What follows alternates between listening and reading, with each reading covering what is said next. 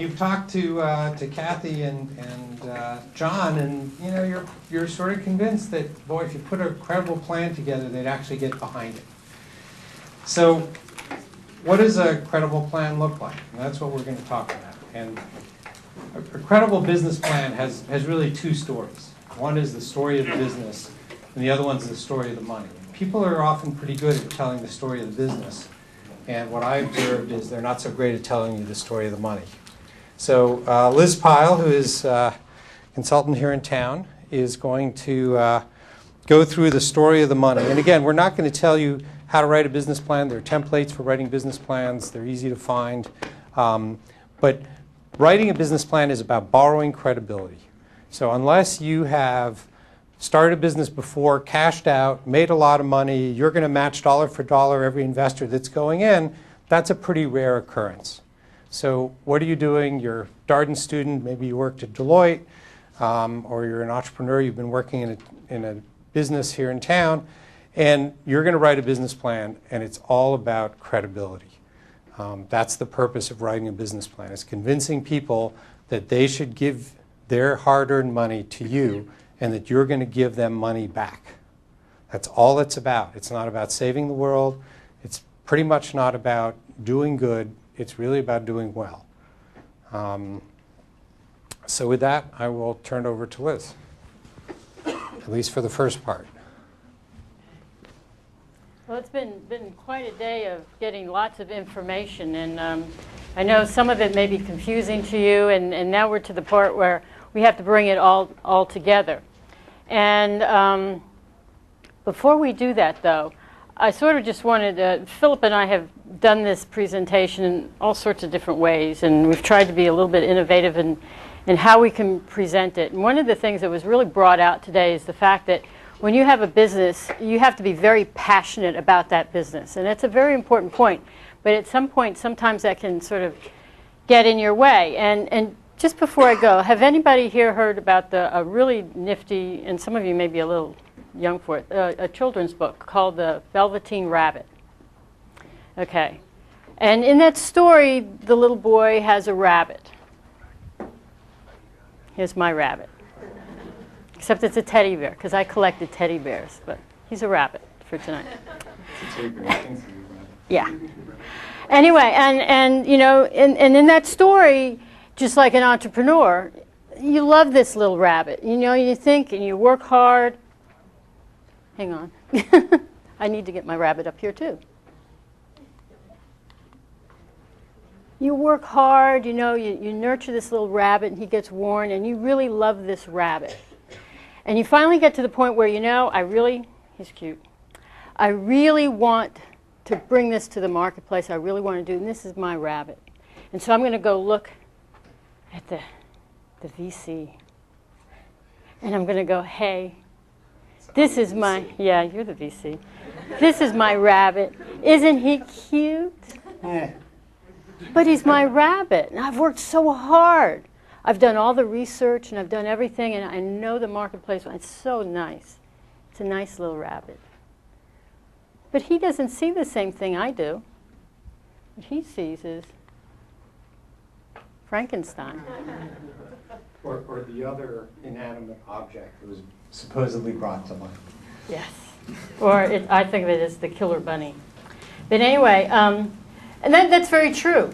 It's very hard, and it's all about, when we get to the part of writing the business plan, it's not so much about what it is you're making. It's what you're trying to accomplish.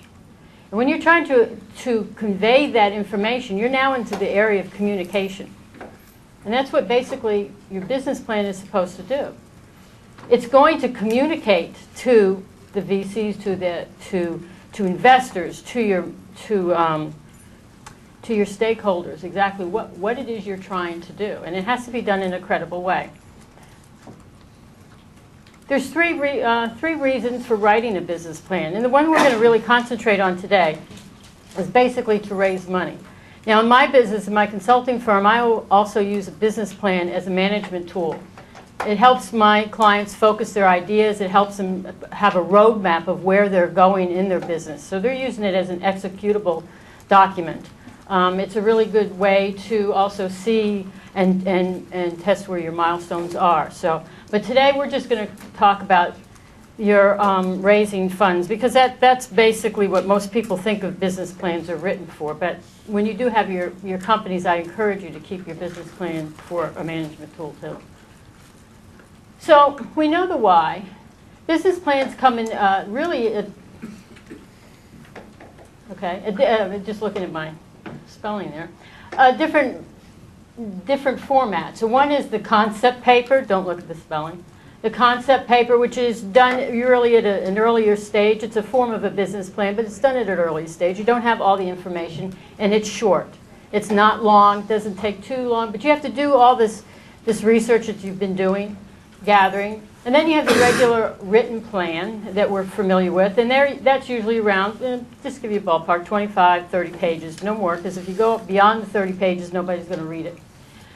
And you have an executive summary, which is usually at the first part of a written plan, and that's usually a page, 2 pages. And then, of course, you have your pitch, your presentation that you'll use. And at different times during your communication, you'll be using these. Very often when you're in a networking situation or you're trying to make that first contact, you'll do some elevator type pitch, which is an abbreviated form. Then you may, the investor, the angel investor, or the VC will say, well, send me your executive summary.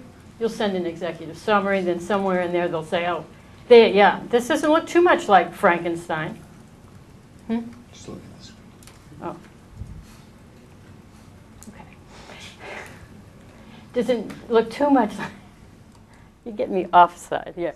Send me your written plan, and then you'll go into, so you keep going. But when I graduated, I did my first business plan, and the first thing I did was I ran out and I bought me a book. I thought, this book is going to tell me how to write the best business plan. You know, I open it up and I go, hey, it even gives me an outline. I can follow the outline and tell me all the stuff. Well, now with technology, I can go and get a software package. That's really fantastic. Well, it's an excellent, excellent resource to help you find where to find information. It helps you to maybe think about some of your marketing plan situations you may have forgotten because you've been out of business school for a little while and you may have forgotten what you were taught in marketing class. So it's a resource. But how most of these business plan books will tell you is that you start off on the first page and you start off by saying, my company is Summer Enterprises, and I was incorporated in 1998 in Delaware. And I sit there and I've read business plans. Rick White has had me on the Business Plan Review Committee for many years. And that's, why are you starting off by telling me that? I want to know straight off the bat what it is you're trying to accomplish, what's the market size, how you're going to do it, you know, and bring that all the way around. So I want to hear the story of the problem, of the pain. And I talk about the pain in the marketplace. Now, has anybody here you heard that term before? The pain in the marketplace? Yeah? Okay, so to me it's more than just saying there's a need in the marketplace. There really has to be a big pain in the marketplace. And the best way to sort of get that across is by telling a story. Most things that you remember in your life is always revolving around a story. It's no different than this. And with the competition out there for trying to get money, the thing you want to do is you want to grab the attention of whoever's reading that, read it fast so they get the whole idea right there. They'll worry about how you're incorporated and all your other financial stuff a little bit later, but you want to grab them first because they're going to usually read that, and then as Philip will tell you later, then they don't go to the next page, you jump to some other part of the plan. So you want to grab them first. So the story format is a way of communicating so you can get your desired, it evokes a desired emotion so you can connect with the person that's reading. And it's very important when you write your plan that you know who it is you're writing it for. Are you writing it for a bank to get some bank money? Are you writing it for an angel group? Or are you writing it for a VC? Because each one of those audiences have different little areas of interest. You also want to make sure when you do submit your plan that you're submitting it to the right people. If you're a biotech company, you don't want to submit it to an investor that's their sweet spot is software. So you want to make sure that you target your business plan. The business plan told as a story can also help build trust and credibility, because it'll show as you develop the story and the storyline through the plan, you really get a sense of, you know, hey, this person is thinking logically, they have the things in the right place, they know what is important, they have their board is there, and everything is falling into place. And it builds a strong platform to be able to present your facts. So I throw this diagram up to stress the fact this is a story. It's an evolving thing. And I, in my presentations, have 3 underlying stories of your business. And I have this first one is the story of the technology for those researchers that are out there, because it starts even earlier on.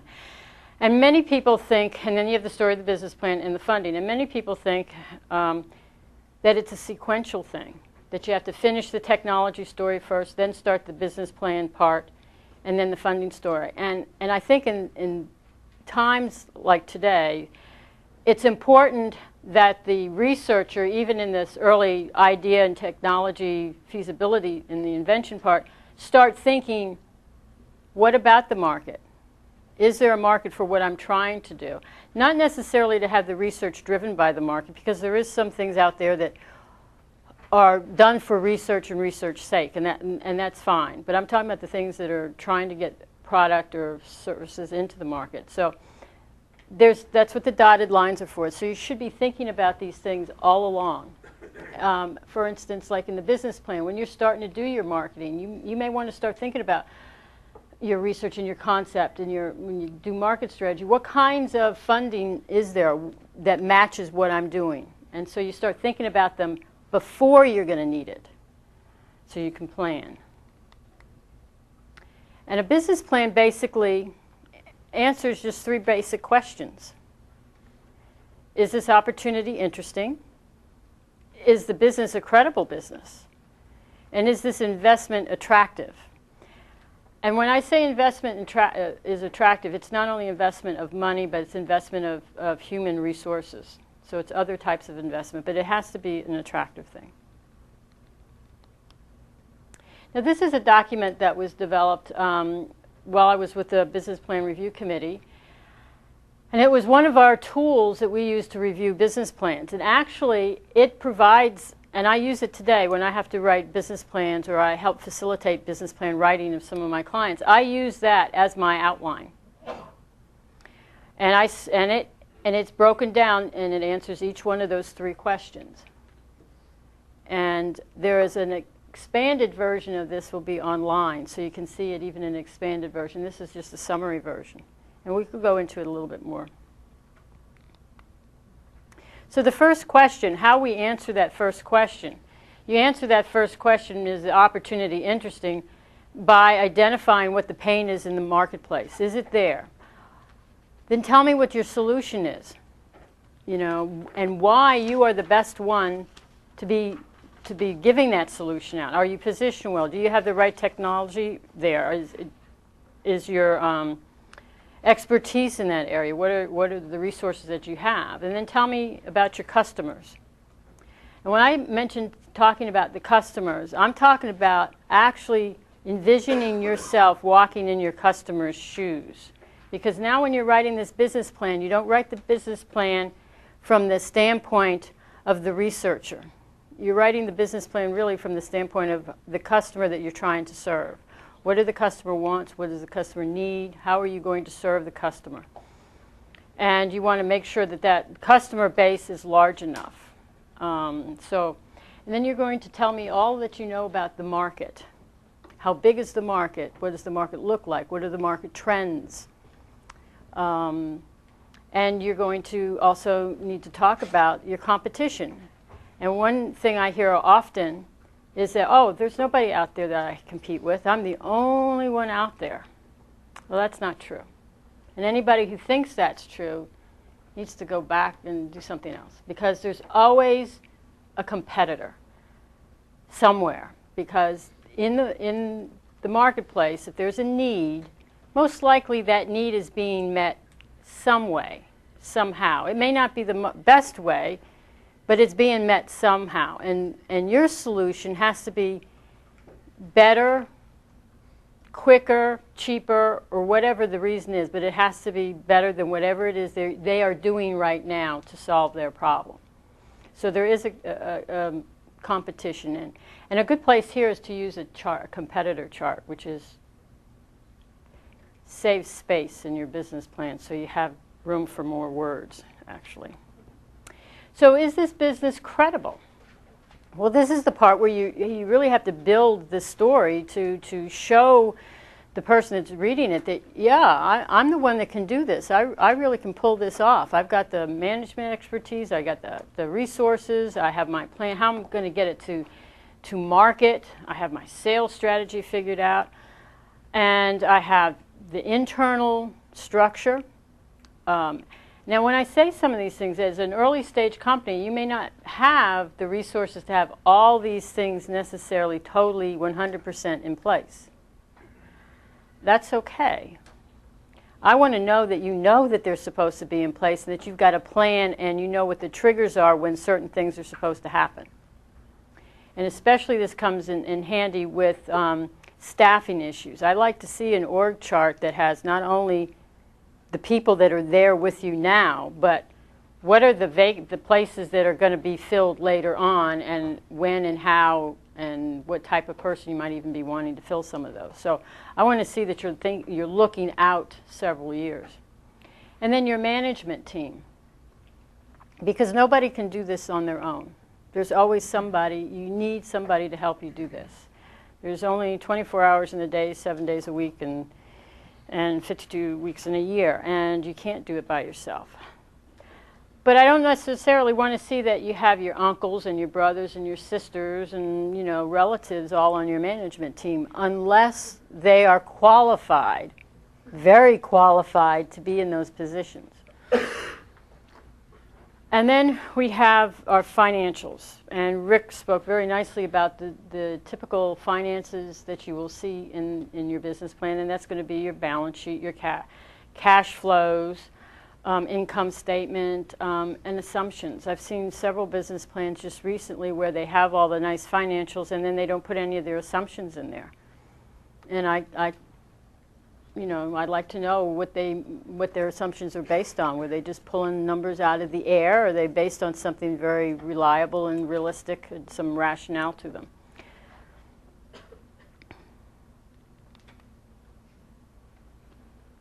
And then, is this investment attractive? This is where you're going to start talking about how you're going to fund your company. And there's lots of different ways, and I'm not going to talk too much about that because Philip's got a wonderful presentation to tell you about that too. And also an exit strategy. And we've talked a little bit about exit strategies in the earlier sessions. A lot of people, when they're writing their business plan, they don't want to think at an exit. And usually that part of the business plan is usually a little weak, because when they don't understand how they're supposed to exit, they don't know the timing of the exit. But it's important, especially from an investor's standpoint, that you know what an exit is, where it's going to be, because that's where they're going to get their payout. Okay. This is a document that I've used. In fact, I just started with a new client that's writing a business plan and has no experience in how to put it together. And she asked me if I would write the business plan, and I said no. Because I'm a firm believer that if you can't write your own business plan, then how are you going to run your own company? Now, I'm not saying that you have to be an incredibly great writer. Now, granted, it has to be written very well before you give it to someone else to read, but I always require that you write at least the first couple of drafts yourself, because it's very important. It's a process of writing the plan. You're gathering all this information and you're putting it in a document. It's forcing you to focus on what your business is about. It focuses you on all the different elements of the business, how one part of the business, if something happens, how it cascades down to the other part of your business. So you really, as the president, the CEO, need to understand every single aspect. You don't have to be a CPA to do that. You can call Rick and he'll help you figure out with the numbers. I do that all the time. Or you don't need to be a legal expert. You call your legal people to help you with, understanding stuff. But you have to have a very strong basic understanding. The business plan helps you do this, especially if you're writing it as a story. The reason that is because as you're writing like a novel, the pain, the story, the thread is woven all the way through, from the beginning through the marketing. You see it, and it shows you how everything connects. If you follow what's in these books, you're answering questions, and there's never a connection between one section and the other. You're just answering individual questions. And I think, and Rick, you can, and Philip, we can tell a business plan that's been written straight from a book, and they've only been answering questions and not really had a lot of thought of how the whole thing is an integrated process.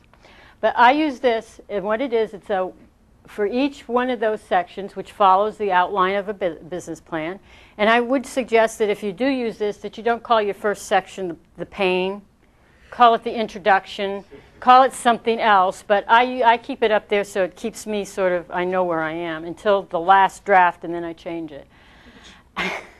What you do is you make one sentence for each one of those sections. Now, you may say, that's impossible.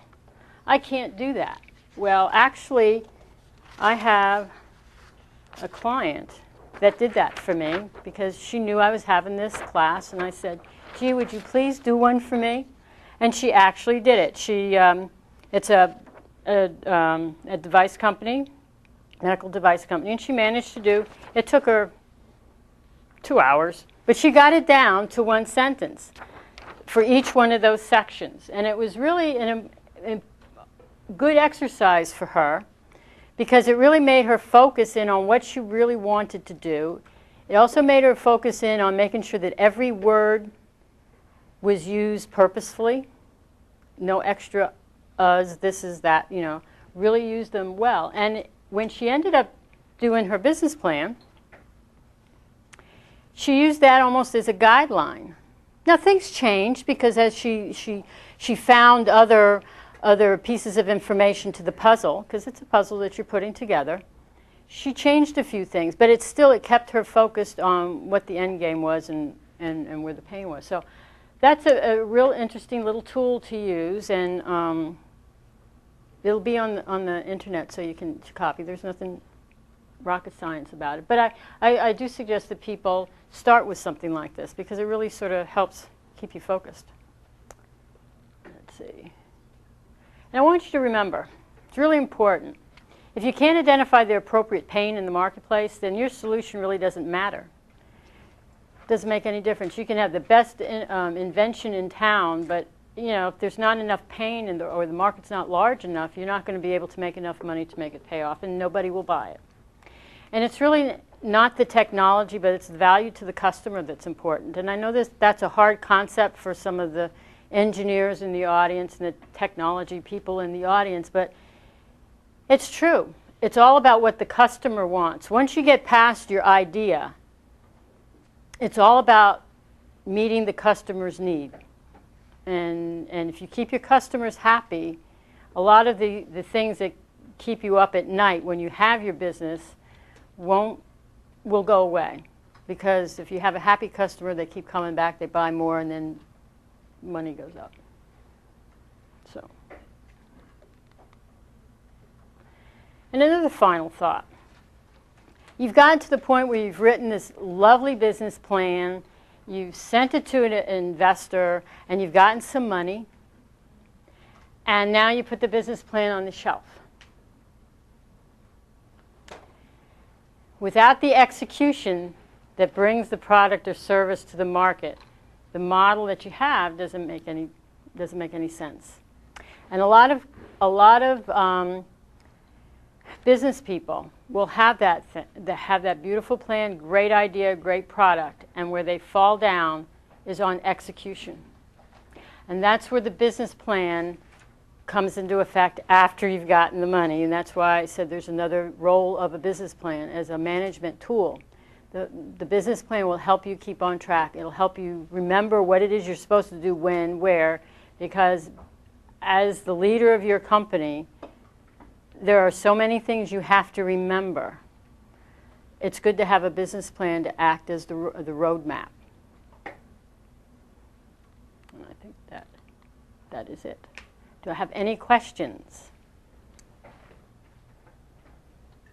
No questions? You're all ready to, yes?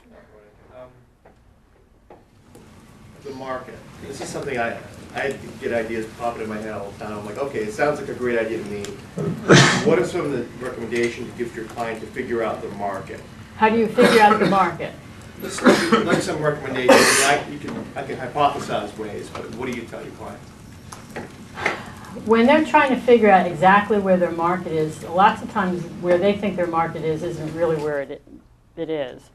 And I've had that situation where I've had to really change them. Basically, I have them go and where they think the market is, go and start making phone calls and finding out, this is what I'm doing, do a survey, market survey. I'm having one of my clients actually do a monkey survey, sending out to who she thinks is their main target market and finding out what it is they want, where they shop, where they are. Now, some people have trouble, well, how do I know?